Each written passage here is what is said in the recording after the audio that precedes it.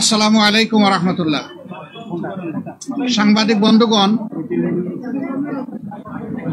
আপনারা নিশ্চয়ই অবহিত আছেন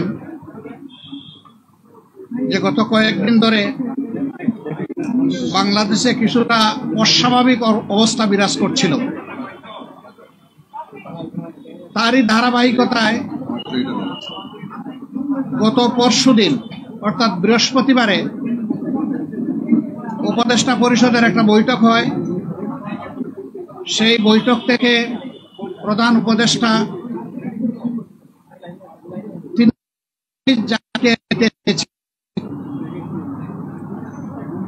তিনি সেটা দেননি, কিন্তু এই কথাটা খুব দ্রুত সমাজের সব দিকে ছড়িয়ে পড়ে,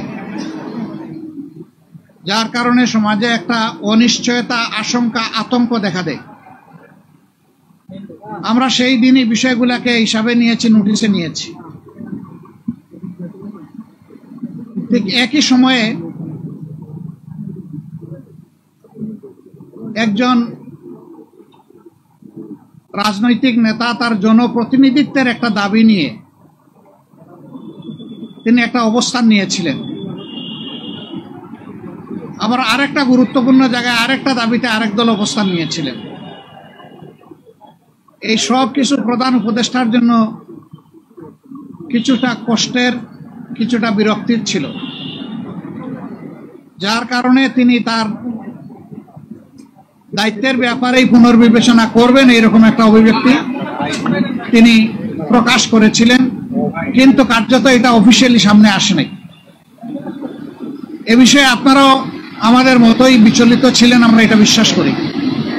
কারণ দেশ আমাদের সবার, দেশ ভালো থাকলে আমরা সবাই ভালো থাকব। 24 জুলাই বিপ্লবের মধ্য দিয়ে দেশে একটা পরিবর্তন এসেছে, কিন্তু এই পরিবর্তনে এখন যারা নেতৃত্ব দিচ্ছেন সরকারে, তারা তাদের পরিচয় হচ্ছে যে তারা কোনো পার্টিকে বিলং করবেন না। এটা হওয়া উচিত, কিন্তু এখানেও কিছু ব্যতিক্রম ঘটেছে। এটাও মাঝে মধ্যে সমাজকে উদ্বিগ্ন করেছে। আবার স্বাভাবিকভাবেই এই পরিবর্তন বা বিপ্লবের অবশ্যম্ভাবী দাবি ছিল যে অর্থবহ কিছু সংস্কার করা লাগবে এবং যারা অপরাধী তাদের বিচার হতে হবে। এই সংস্কার এবং বিচারের মধ্য দিয়েই একটা অর্থবহ নির্বাচন হবে, যে নির্বাচনে সমতল মাঠ থাকবে। নির্বাচনে যারা অংশগ্রহণ করবেন তাদেরকে কোনো ধরনের ষড়যন্ত্রের মুখোমুখি হতে হবে না। এখানে পেশি শক্তি এবং কালো টাকার প্রভাব চলবে না। 15.5 বছর মানুষ 3টা নির্বাচনে তার ভোটের অধিকার প্রয়োগ থেকে বঞ্চিত হয়েছে। এবার তারা নিঃসংকোচে নিজের এই অধিকারটা প্রয়োগ করতে চায় এবং এই সুযোগ পাবে, নিশ্চিত হবে। এটি হচ্ছে জনগণের দাবি। প্রধান উপদেষ্টা ইতিমধ্যে কয়েকবার তিনি বলেছেন নির্বাচন তিনি দিতে চান এই বছরের ডিসেম্বর থেকে শুরু করে আগামী বছরের জুনের মধ্যবর্তী কোনো এক সময়,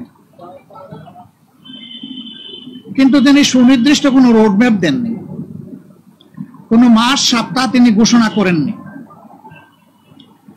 এটাকে কেন্দ্র করে বিভিন্ন ধরনের দাবি এই নির্বাচনের রোডম্যাপের ব্যাপারে আছে। আমাদেরও কিছু রিকমেন্ডেশন ছিল,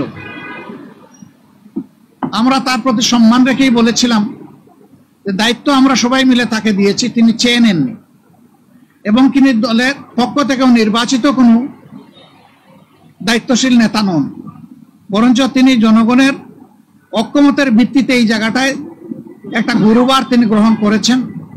তাকে আমরা তার সম্মান বজায় রেখে দেশের স্বার্থটা তিনি দেখবেন, সেটা আমরা সবসময় বলে আসছি। আমরা আজকে ওই ব্যাপারে কথা বলেছি। আমরা বলেছি 2টা বিষয় স্পষ্ট করা দরকার। একটা, নির্বাচনটা কখন হবে। আপনি যে সময়সীমা দিয়েছেন এর ভিতরেই জনগণের কোনো ধরনের বড় ভোগান্তি না হয়ে একটা কমফোর্টেবল টাইমে এই নির্বাচনটা হওয়া উচিত আমরা মনে করি। আর 2 নম্বর আমরা বলেছি এই নির্বাচনের আগে অবশ্যই সংস্কার এবং দৃশ্যমান বিচারের কিছু প্রক্রিয়া জনগণের সামনে আসতে হবে। সংস্কার শেষ না করে যদি কোনো নির্বাচন হয়, এই নির্বাচনে জনগণ তাদের প্রত্যাশা পূরণ করতে পারবে না। আবার সংস্কার করা সম্ভব না। মাত্র 5টা সুনির্দিষ্ট বিষয়ে তারা হাত দিয়েছেন। এতটুকু নিষ্পত্তি হওয়া উচিত সন্তোষজনকভাবে। এর পাশাপাশি এখানে জুলাই প্রক্লেমেশনের ব্যাপার স্যাপার আছে, এগুলা সংস্কারের সাথে জড়িত। তো অনেক দলের দাবি দেওয়ার মধ্যেও কিছু ভিন্নতা আছে, এটা থাকবে। দল যেহেতু আলাদা, মতেরও ভিন্নতা থাকবে, এটাই স্বাভাবিক। গণতন্ত্রের সৌন্দর্য হচ্ছে আমার মতটি আমি প্রকাশ করব, আরেকজনের মতের প্রতি আমি শ্রদ্ধা দেখাবো। আমি কারো মতকে তুচ্ছ জ্ঞান করবো না, উপহাস করবো না, এবং কাউকে অপমানিত করব না। কিন্তু আনফরচুনেটলি এই সীমা আমরা অনেকেই রক্ষা করে চলতে পারি না, আমাদের পারা উচিত। গণতন্ত্রের স্লোগান হচ্ছে let us agree to disagree. আসো আমরা এক হই যে আমাদের ভিন্ন মত প্রকাশ করার অবকাশ আছে, সুযোগ আছে। এই থিওরির উপর আমাদের সকলকে আসতে হবে। আমরা বিশ্বাস করি সমস্ত দলই দেশকে ভালোবাসে। ভালোবাসার জায়গা থেকে দায়িত্ববোধের পরিচয় দিয়ে আমরা সবাই যদি এগিয়ে আসি এবং আমরা যদি সংস্কার প্রক্রিয়াকে অর্থবহ সহযোগিতা করি, তাহলে একটা অর্থবহ সংস্কারের মধ্য দিয়ে একটা অর্থবহ নির্বাচন নিশ্চিত হতে পারে ইনশাআল্লাহ। আমরা সেই দিনটির অপেক্ষায় আছি। সমাজে যে অস্থিরতা দেখা দিয়েছিল, এই বিষয়টাকে কেন্দ্র করে প্লাস বিভিন্ন ব্লকেটকে কেন্দ্র করে আপাত দৃষ্টিতে তা কিছুটা কেটেছে। আমরা এর স্থায়ী নিষ্পত্তি চাই এবং আমরা মনে করি যে 2টা রোডম্যাপ ঘোষণা করলেই তার অনেকটাই সমাধান হয়ে যাবে।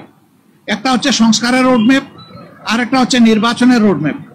এই 2টাই অতীব গুরুত্বপূর্ণ বলে আমরা মনে করি।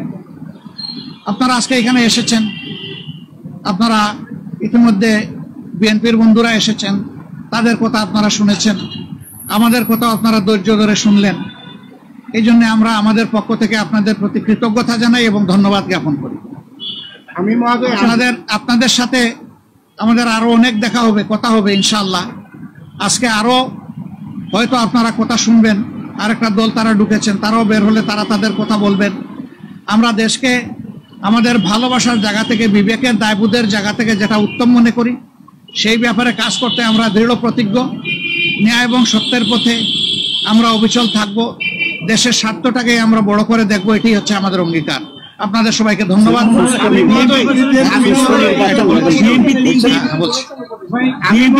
আপনারা যে আজকে আলাপ করলেন, এটার প্রেক্ষিতে আপনারা কোনো সময়সীমা বেঁধে দিয়েছেন কিনা এবং আপনারা সংস্কারের পরে নির্বাচন চাচ্ছেন কিনা?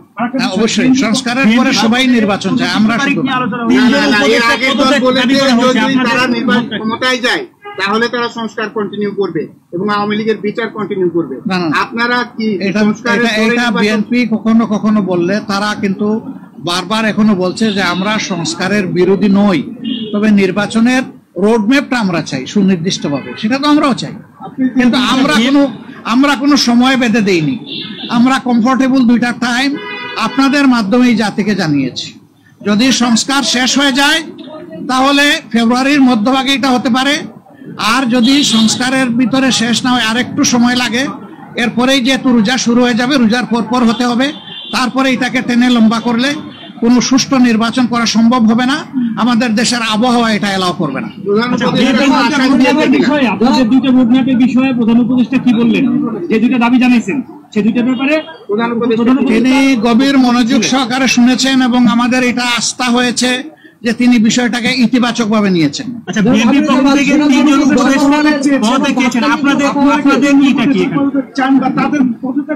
আপনারা কিভাবে দেখেন? তারা বলছে নির্বাচনে বা সরকার নিরপেক্ষতার জন্য তাদের পদত্যাগ করা দরকার। পদত্যাগ চাইলো বিএনপি আর ফতোয়া দিবে জামাতে ইসলামী, এটা কি মানায়? তারা যারা পদত্যাগ চেয়েছেন এই ব্যাপারে তারাই ব্যাখ্যা ভালো দেবেন। আমরা কারোই কোনো পদত্যাগ চাইনি এবং এই সময় আমরা যখন ওই রকম প্রয়োজন অনুভব করব তখন আপনাদের মাধ্যমে জানাই দেব।